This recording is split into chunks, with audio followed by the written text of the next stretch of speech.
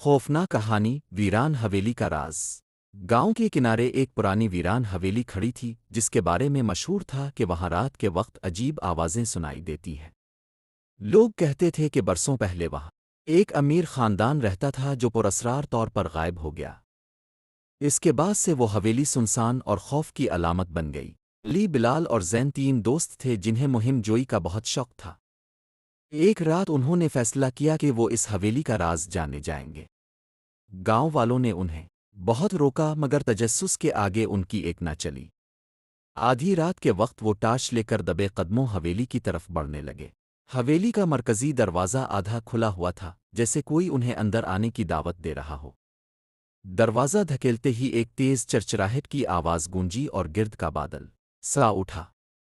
अंदर अंधेरा था और दीवारों पर लटके पुराने फानूस टूट चुके थे। अचानक ऊपर वाली मंजिल से कदमों की आहट सुनाई दी। बिलाल ने कांपती आवाज में कहा, शायद कोई जानवर होगा, मगर अली को महसूस हुआ कि कोई उन्हें देख रहा है। वो सीढ़ियां चढ़ने लगे तो ठंडी हवा का झोंका आया। ऊपर पहुंचकर उन्होंने एक कमरा देखा जिसका दरवाज़ा खुद बखुद आहिस्ता आहिस्ता खिल रहा था। अंदर एक पुराना आईना रखा था जिस पर गिर्द जिमी हुई थी। अली ने हिम्मत करके आईने पर हाथ फेरा तो अचानक इसमें तीनों के पीछे एक सफ़ेद साया नजर आया। वो पलट कर देखते तो वहां कोई नहीं था, मगर आईने में वो साया वाज़े खड़ा था। अचानक कमरे का दरवाज़ा जोर से बंद हुआ। जैन चीख उठा।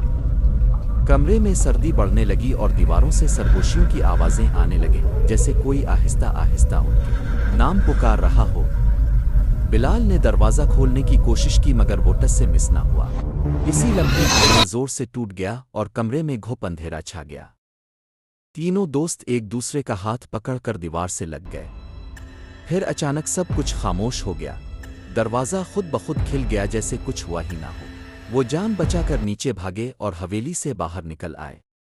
बाहर आकर उन्होंने पीछे मोड़कर देखा तो हवेली की एक खिड़की में सफ़ेद लिबास में मलबूस एक धुंधला सा वजूद खड़ा उन्हें देख रहा था।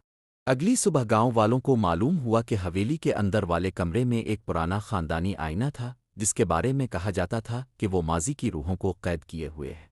इस रात के बाद अली, बिलाल और जैन ने कभी मुहिम जोई का नाम तक ना लिया, मगर कहते हैं कि कभी कभी आधी रात को हवेली की खिड़की में तीन साए भी दिखाई देते हैं।